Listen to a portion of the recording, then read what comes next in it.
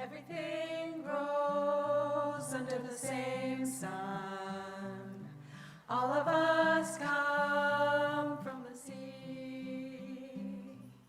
As long as we're alive, we only seek to thrive until we go back to the mystery. As long as we're alive, we only seek to thrive until we go back to the mystery. I have come for communion, a precious sweet reunion with the powers of the mystery. I have come for communion, a precious sweet reunion with the powers of the mystery. Everything grows under the same sun. All of us come from the sea. Everything grows under the same sun. All of us come from the sea. As long as we're alive, we only seek to thrive until we go back to the mystery. As long as we're alive, we only seek to thrive until we go back to the mystery.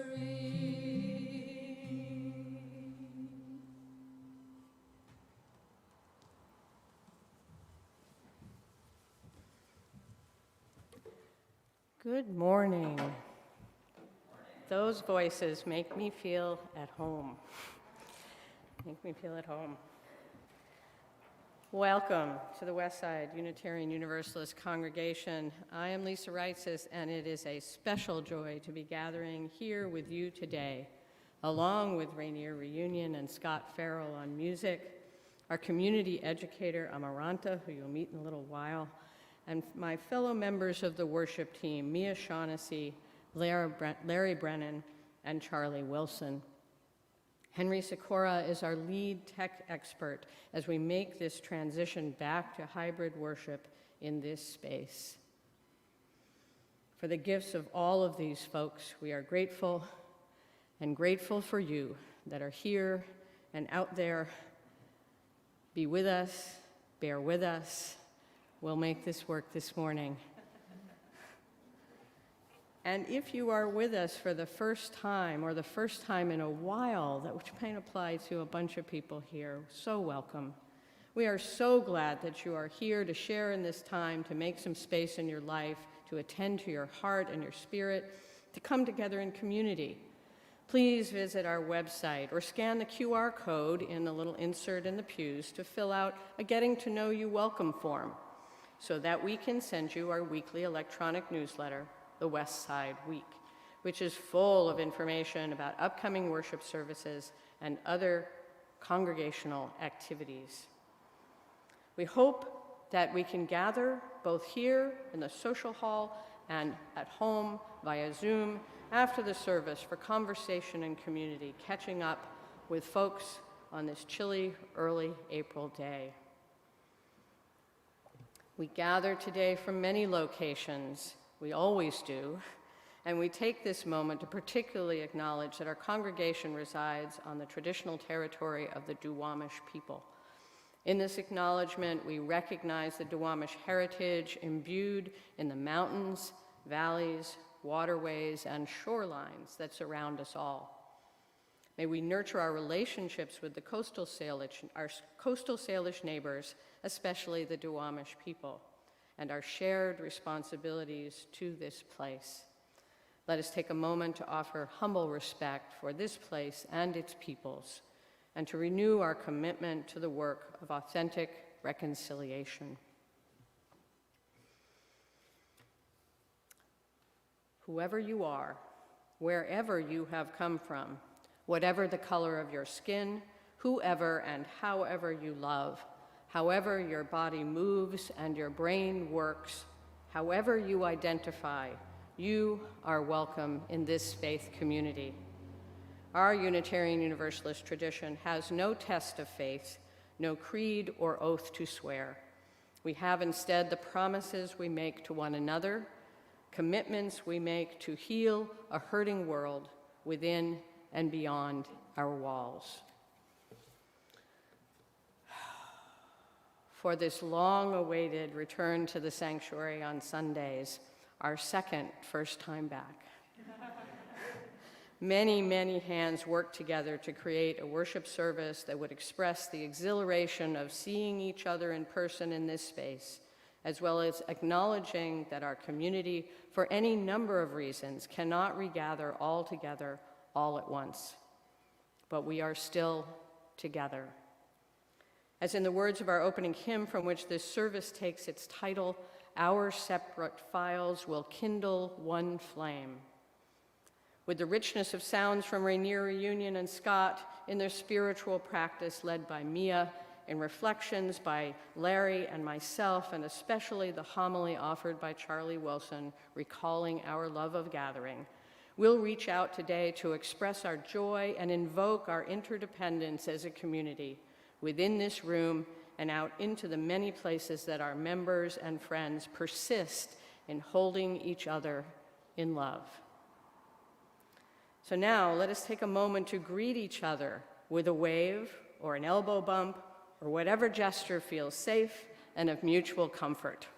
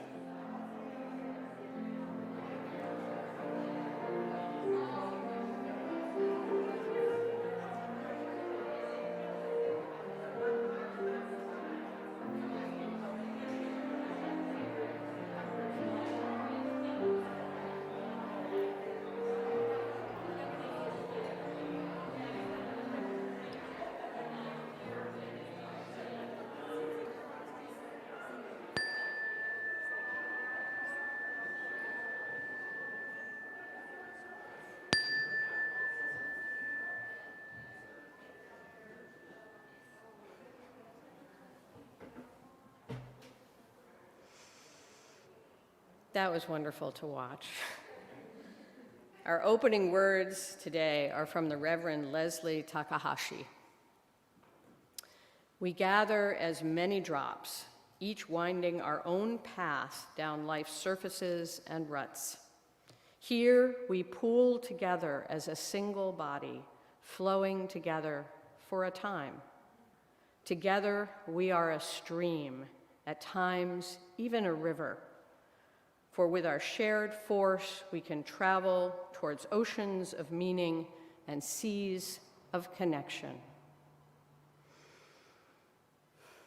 In each week's service, a member or friend of our congregation lights the chalice of our shared Unitarian Universalist faith. Today, our chalice lighter is Rick Taylor, who moved to Seattle 9 months ago. Welcome, welcome, welcome. We are inviting all our chalice lighters to answer the question, what gives you hope? Rick?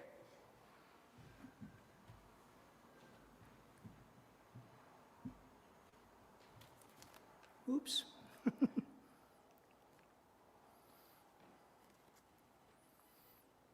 Sounds give me hope. The screech of the gulls in the morning and the answering cry of my toy poodle at the foot of the bed.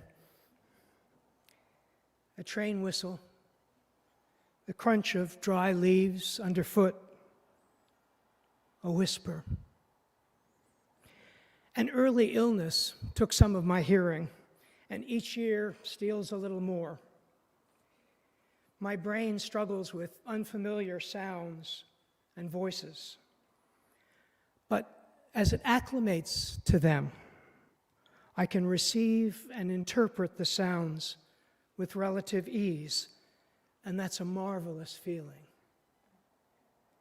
I cherish all the Seattle sounds and voices I've learned, and most especially the music of my fellow UUs. Thank you so much, Rick. So now, as Rick lights our chalice, please join me in speaking the words of our congregational affirmation. Love is the doctrine of this congregation. The quest for truth is our sacrament, and service is our prayer. To dwell together in peace, to seek knowledge in freedom, to serve humanity in fellowship. Thus do we covenant with one another.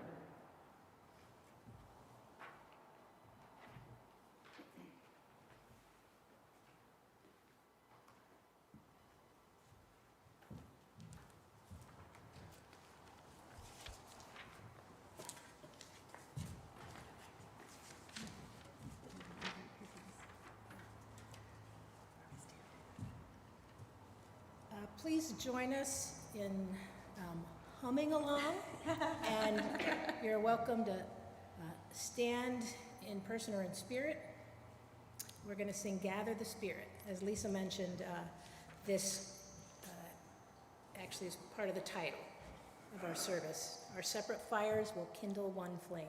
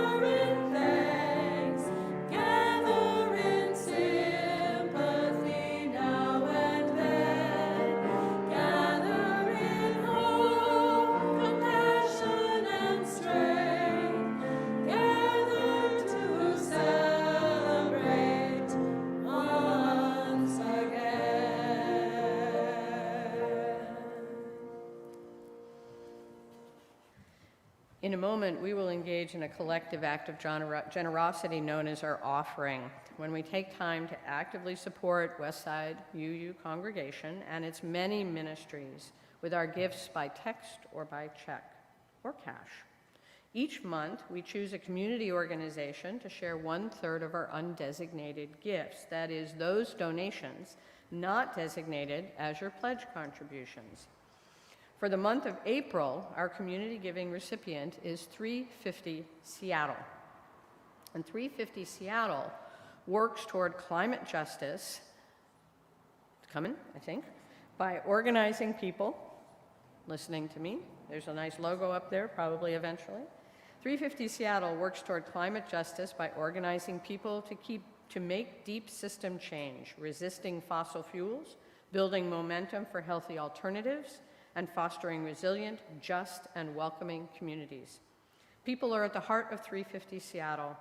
They've come into this fight because of their passion for climate justice, and they work around the clock to influence the political, business, and social realities of our era in the hope of preserving a livable world. So you can, as always, give by text by sending a message with the $sign and the amount you want to give to 616-404-4171. If you need to update your payment information, text update to that same number. For folks here in the sanctuary who prefer to share your gifts by cash or check, we will, in fact, pass baskets today. Or you can use the box at the back of the sanctuary to collect your giving on your way out. If you'd like your gift to be recorded as coming from you, please use one of the envelopes that are in the pews. So thank you to everyone for giving as you are able to support Westside and 350 Seattle. Your generosity of time, treasure, and presence are gifts that sustain us as a community. So as the greeters move among us with the baskets, our gift of music today is Becky's New Year Jig by Chris McEwen, with Chris on the fiddle and Lisa Maynard on the tin whistle.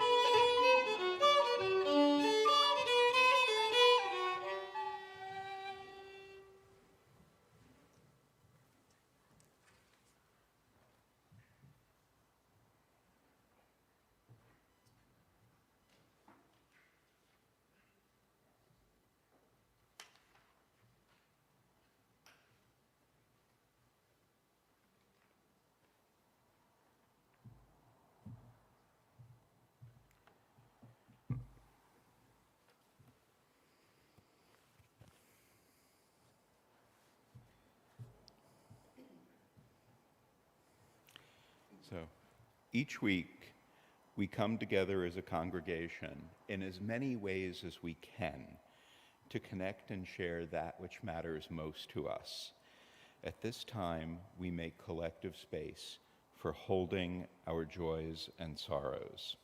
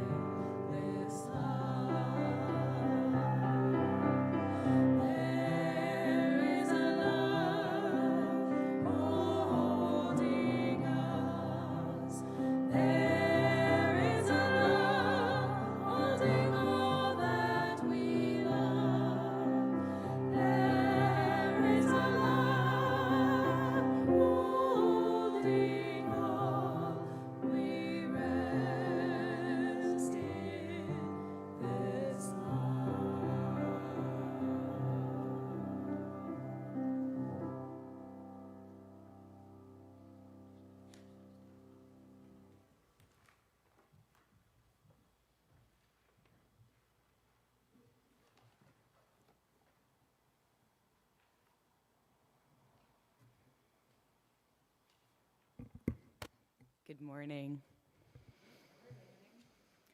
Breathe with me, friends, and just notice how your breath and your body feels without the need to alter it. Do your best to not let your brain get stuck, but offer yourself grace if it does.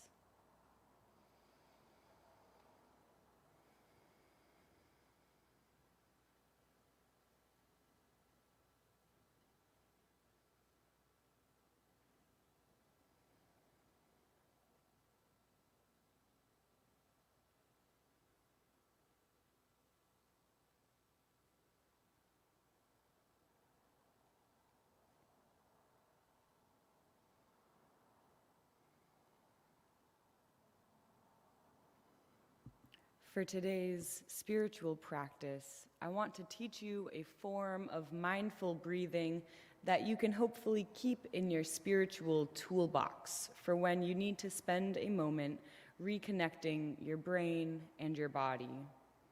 Some of you may know it already, or know it by different names, or know different variations.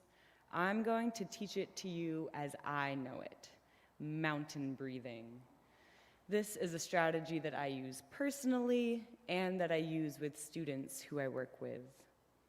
There are 3 pieces to mountain breathing. You're welcome to start while I describe each piece, or wait until the end when we will put it all together.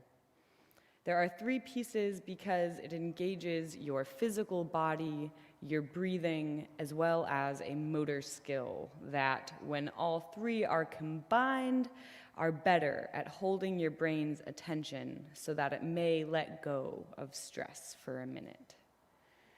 We will start by extending all of our fingers outward on one hand.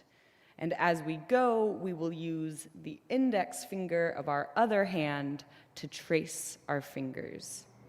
Think of each finger as a mountain, and on each breath, we will climb and descend a mountain. So as we breathe in, our finger traces up one side of the mountain, and as we exhale, our finger traces down the other side. You can take slow, deep breaths or match your climber to a more natural breathing rhythm. These are 2 of the pieces: breathing and tracing.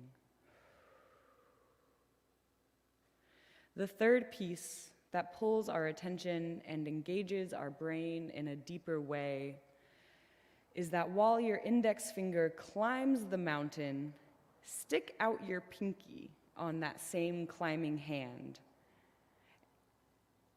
And as you descend the mountain, tuck your pinky back in. So we plant our mountain, we inhale, climb the mountain, stick our pinky out. We exhale, descend the mountain, and tuck your pinky in. Let's mountain breathe together.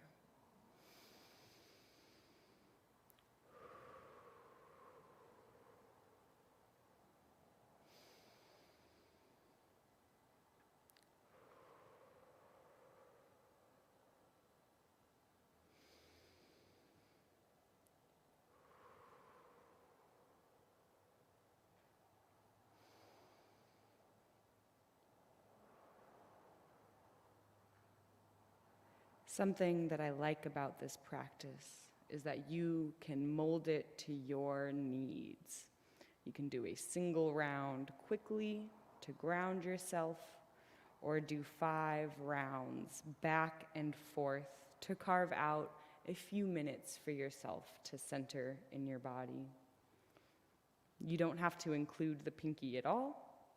You could pick a different finger on the tracing hand.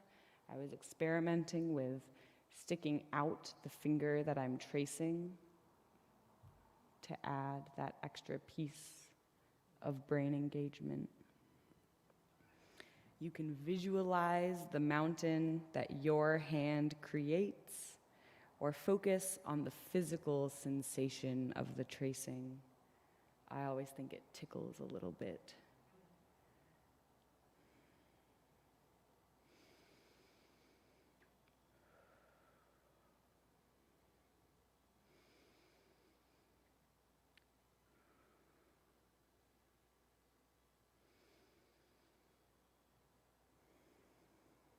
can pause, take in the view at the top of the mountain, holding your inhale for a moment, or you can rest at the bottom of the mountain, holding your exhale for a count or two. I hope that this is a tool that you remember the next time your brain is going too fast, or you need to pause for a moment, or you want to connect with your body and your breath intentionally. You are strong like a mountain, and we are each a reflection of this beautiful planet that we are a part of.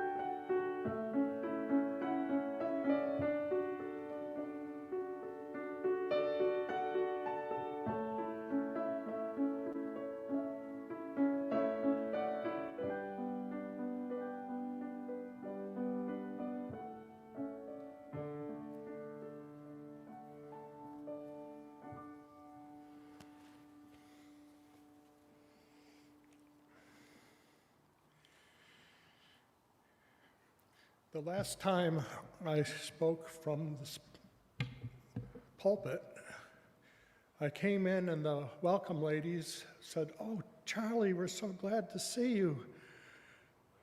The kids' bathroom on the lower levels, the toilet stopped." And that helped me prepare for my talk, obviously. So I'm here to talk about how do we put ourselves back in history and remember how we came to love our gatherings on Sunday. And I overthought it, and I wrote pages and pages, and then I decided they were awful, and I thought about Mark Twain sent an apologetic letter that essentially said, "I'm sorry about the length of this. If I had more time, it'd have been shorter." So I'm fairly well researched in ideas, and I think I'll just make this conversational.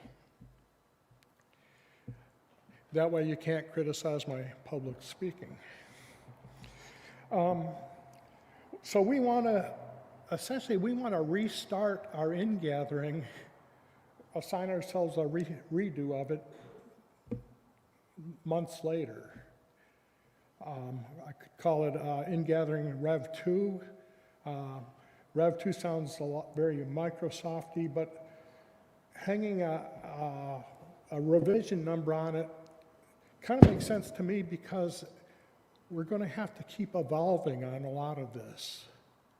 And I think I'm not going to do it and hang a letter, ascending number on things, but the thought of doing it makes me realize that I thought I should tell you to keep your mind nimble, and we're going to have to continue to evolve on this. So I volunteered to help, and the thing that came to mind was, do we even remember how it was when we just had a loving gathering one after another? Because it's been like 6 years since Peg resigned. Her resignation should have been a wonderful thing celebrated by all, but our UUA support tried to support us, and it didn't work out. And it turned into a mess, and then we were kind of responding to the mess for a few years. We had visitors and interim people, and we had a couple students pastoring with us. And then COVID came, and The shutdown for our safety and health and our survival of COVID took all the humanity out of our services. And it sterilized it. We were on camera and you could Zoom, but I don't know about you, but it is not the same for me. And it took a lot out of us. And then we weren't having the peripheral work parties and all kinds of things shut down. So helping us remember what the good days were, I believe, is important. And I want to throw down a gauntlet for y'all to think through this with me. Decide on what you would like to see done from your needs or what you thought was really good for the congregation and stuff.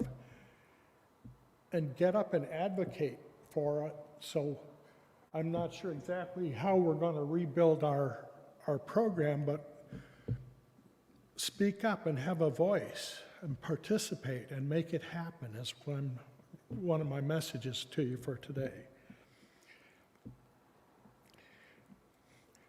So we're clubbed by COVID and our pursuit of our own safety. I say we are suffering from hogs. And hogs was inspired by Lisa because she kept using the word hiatus in the last week. So hogs stands for hiatus of good stuff. Because we lost track and we lost participation in the really good stuff. And I had some social events with some of our congregation, and I didn't really tell them what I was doing, but I picked their brains so I'd look smarter. And I came up with a few hog deprival items here that if I speak them to you, you may resonate and say, yeah, that's the most important one, or it may stimulate you to think of something that's really important that I didn't come up with. And I made up another name for this. I'm calling these folk, F-O-L-K, sacraments, because they're folk sacraments because they bring us the holiness and the love we share and the love of our gatherings and the love of our church. They stimulate all that, and they're folky because you don't need paid clergy to walk you through it. These are stuff we can all do, or we've all experienced. So I'll walk through those, and then I'll try to close down and give some final words and shut up. So the first one affected me strongly, and it made me come to this church and not another one, is immersion in noisy children celebrating childhood. Reflective candle lighting, having private reflections in a public setting. There's a buoyancy of other people doing this with me. Wonderful communal meals. Church is always a smorgasbord of delight and diversity and stretching my palate, and I think about the love that went into what was brought and given to me. The hugs, and for some people, hugless spiritual embraces that we have here. Probably this COVID time is hard for some people because I kind of wrap my arms around them and they're become conserved that they might starve to death in the meantime. This congregation shares a lot of humor and wealth. We laugh at ourselves and we laugh at each other. And we sharing quiet contemplation when peace is needed. I'm a nerd and I don't know how to slow down sometimes. Well, now I'm retired, so I'm getting caught up, but it's important to have these kind of influences to take you out of yourself when you need to spend some time that's just good for you, but you don't naturally do this as your normal day. Singing. Maybe you feel harmonic resonance in your bones. I found that at a Garrison Keillor sing-along when I sang the stupidest song I ever did. Good night, Irene, good night, good night, good night, good night. I went on and on. But I felt it because I was with all these other people doing the same thing. And there's a holiness to that. Greeting the pew neighbors, we did that. Sometimes it's hard to get folks back into church then. The child dedications, renewing our collective commitments to one another and their next generation. Our youth's coming of age talks. We see these emerging voices that make us proud that we help shape them. And the one that stood out to me was at my Salt Lake City congregation when a young man came up with an accordion and he did a really good, you can't always get what you want. Rolling Stones on an accordion was just amazing. Singing the kids out. And I thought about it, and we have talks about, oh, well, some people can't put their arms this way, and I thought about it from the child's perspective of the magic of all these strange adults beaming down and smiling their love, and I imagine that's pretty magical for them. Joys and sorrows, it's good to know so you can care. Sharing beliefs, we find comfort where we can talk about religion, which is very, very private. And most of us won't just go out and do that on the bus and stuff because religion's kind of touchy, but we can do it here. Active and meaningful learning. I come to this place to get stretched. It's changed my politics and my interactions with humanity and my self-awareness.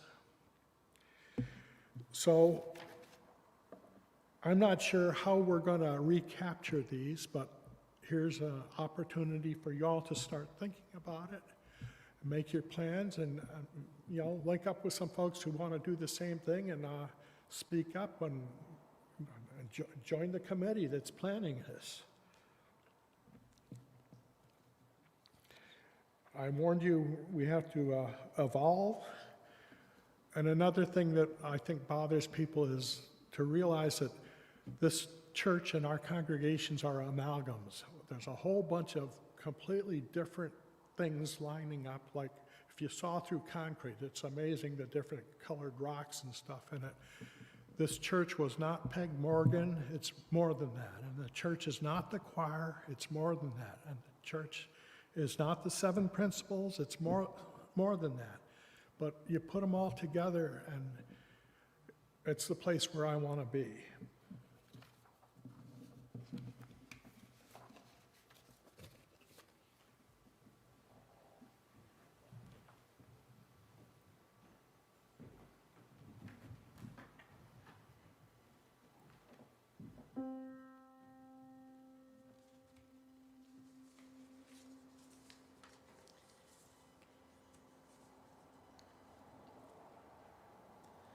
Everything grows under the same sun.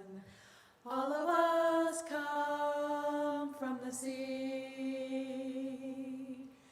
Everything grows under the same sun. All of us come from the sea. As long as we're alive, we only seek to thrive until we go back to the mystery. As long as we're alive, we only seek to thrive until we go back to the mystery. I have come for communion, a precious sweet reunion with the powers of the mystery. I have come for communion, a precious sweet reunion with the powers of the mystery. Everything grows under the same sun. All of us come from the sea. Everything grows under the same sun. All of us come from the sea. As long as we're alive, we only seek to thrive until we go back to the mystery. As long as we're alive, we only seek to thrive until we go back to the mystery. I have come for communion, a precious sweet reunion with the powers of the mystery. I have come for communion, a precious sweet reunion with the powers of the mystery. May I shine a light of kindness through the night until we go back to the mystery. May we shine a light of kindness through the night until we go back to the mystery. Until we go back to the mystery. Until we go back to the mystery.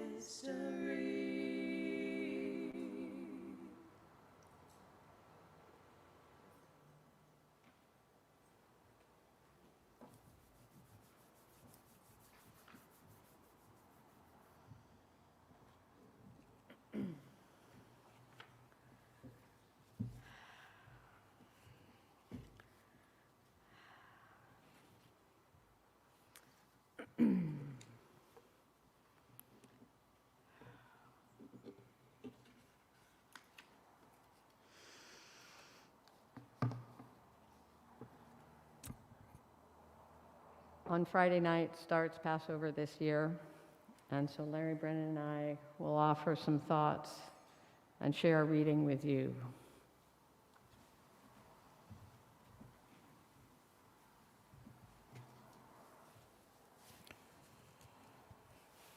Well, good morning, everyone. You may be wondering what a goy like me, a non-Jew, is going to have to say about Passover. As a child, I learned the story of Passover, but in Catholic school, so that was very much, sort of a just the facts, ma'am, to the extent those are actual facts. And Passover came to have more meaning to me as I got a little older, got the heck out of Catholic school, and started meeting other folks in my neighborhood. And my closest childhood friend and his family are Jewish. And they invited me into their home for Passover for the first time when I was 13. And it was a revelation. It was this wonderful moment of bringing not just something out of the Bible, but a story that was personal, that became personal, and an observation of a religious ritual into the home, which is something that I had never, ever experienced before. It was powerful. It was fun. I remember my astonishment. There is a text that's read every year at the Seder called the Haggadah, which I've heard pronounced different ways. And the most prominent version used in the United States is actually published by the Maxwell House Coffee Company. And this really fascinated me. I'm like, why on earth is a coffee company, publishing it's not really a scripture, but publishing a story and a narrative and a tradition that's thousands of years old and observed by, a couple million people in this country. And it turns out there's a whole fascinating story, which I encourage you to look up.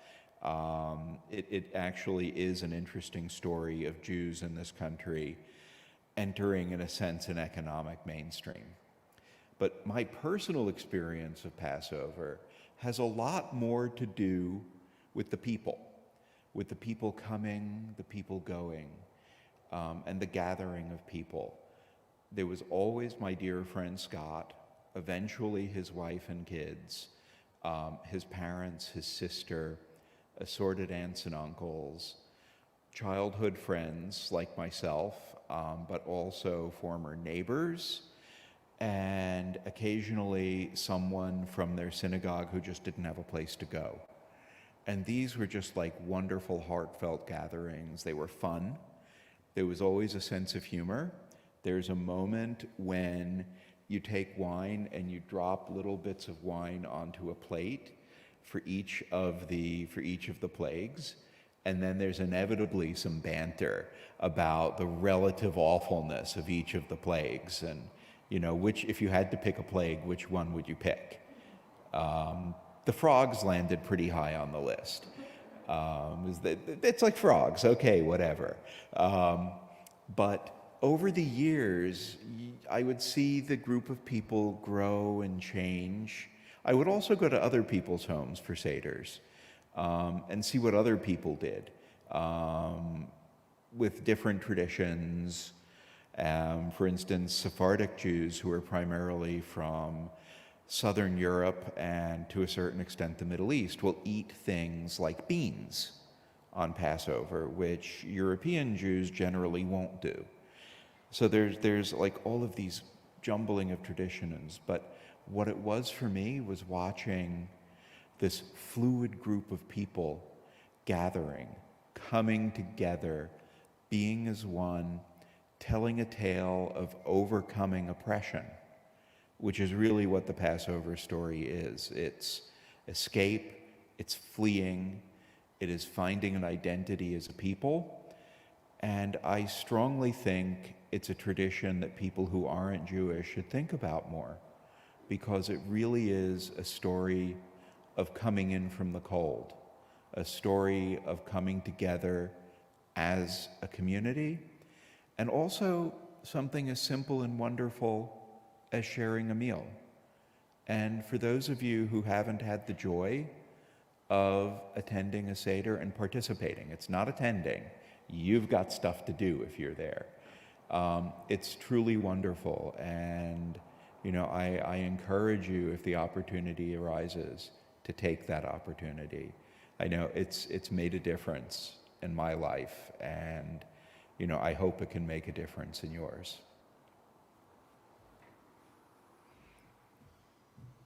Thank you, Larry. I'm sorting papers. All right. So Larry and I will share a reading in two voices. We're going to alternate voices here, and I think we can just do that from our same microphone. This is called Passover Remembered by Ala Renee Bozarth. It's in our hymnal. It is a reading for individual voices. So I'll have Larry start. Pack nothing. Bring only your determination to serve and your willingness to be free. Don't wait for the bread to rise. Take nourishment for the journey, but eat standing. Be ready to move at a moment's notice. Do not hesitate to leave your own ways behind. Fear, silence, submission. Only surrender to the need of the time, to love justice and to walk humbly with your God. Begin quickly, before you have the time to sink back into old slavery. Set out in the dark. I will send fire to warm you and to encourage you. I will be with you in the fire, and I will be with you in the cloud. I will give you dreams in the desert to guide you safely home to that place you have not yet seen. I am sending you into the wilderness to make a new way and to learn my ways more deeply. Some of you will be so changed by the weathers and wanderings that even your closest friends will have to learn your features as though for the first time. Some of you will not change at all. Some of you will be abandoned by your dearest loves and misunderstood by those who have known you since birth and feel abandoned by you. Some will find new friendship in unlikely faces and old faces as faithful and true as the pillar of God's flame. Sing songs as you go and hold close together. You may at times grow confused and lose your way. Touch each other and keep telling the stories. Make maps as you go, remembering the way back from before you were born. So you will only be the first of many waves of deliverance on these desert seas. This is the first of many beginnings, your Paschal tide. Remain true to this mystery. Pass on the whole story. Do not go back. I am with you now, and I am waiting for you.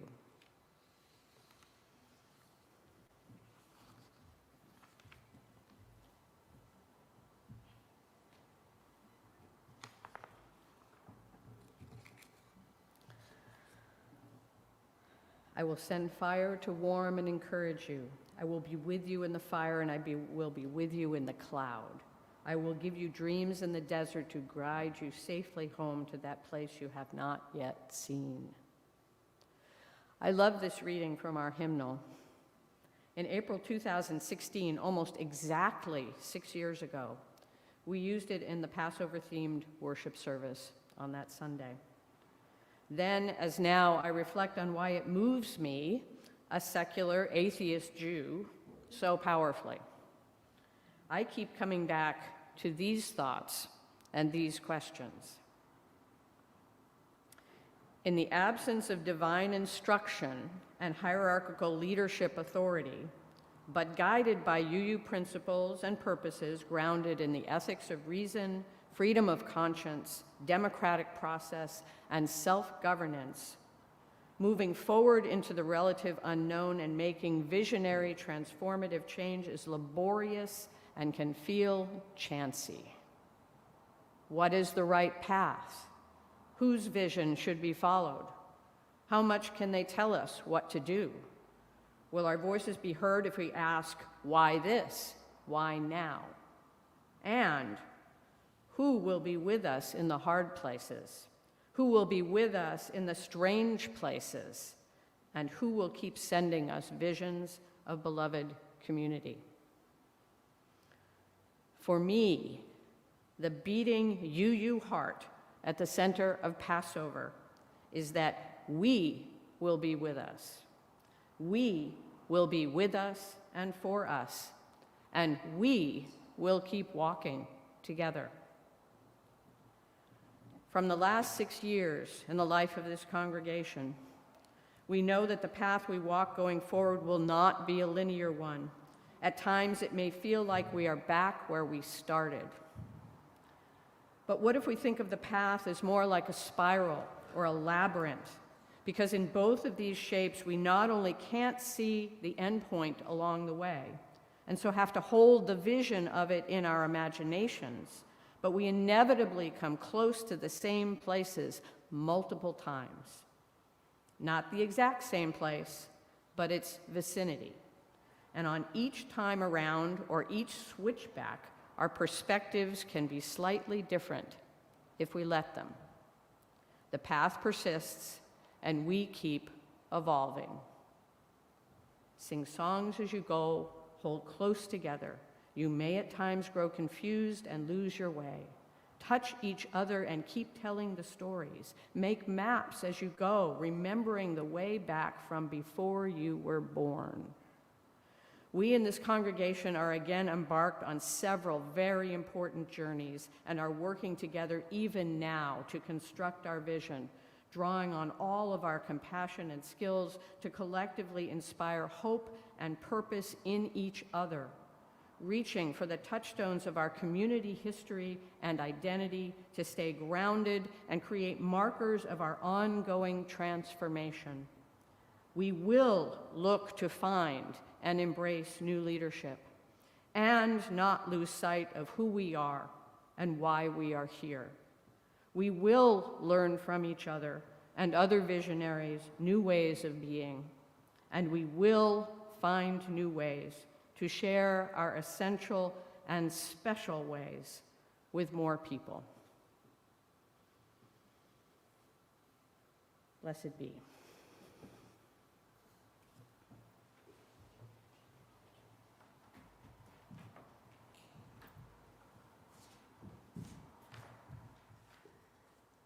Please rise in body or spirit for our sending hymn, We Would Be One.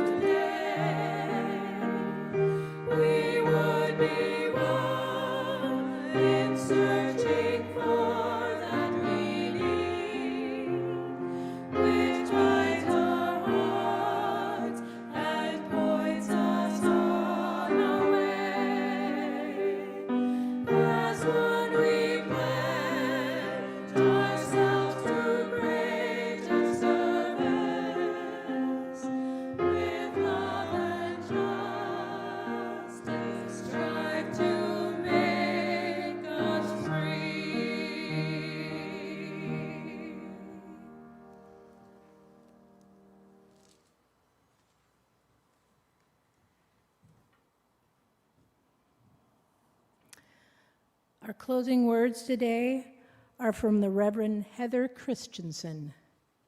Take the light with us. Each week, as we gather, we light a common chalice. We sing and celebrate. We pray and think.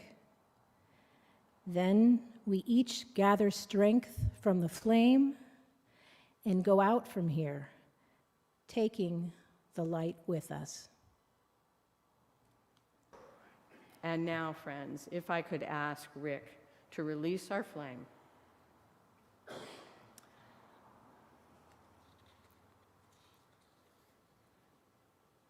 May you go into this week blessed and blessing the world. We hold you in our love as you go.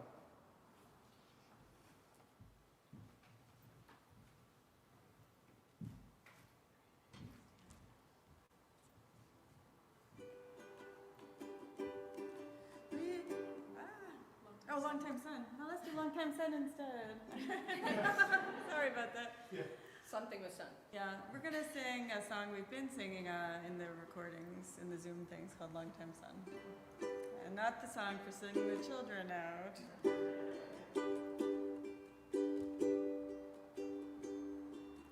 May the long time sun shine upon you, all love surround you, and the pure light within you guide you all the way on. May the long time sun shine upon you, all love surround you, and the pure light within you guide you all the way on. May the long time sun shine upon you, all love surround you, and the pure light within you guide you all the way on. May the long time sun shine upon you, all love surround you, and the pure light within you guide you all the way on. Be safe. Come back next week. It only gets better.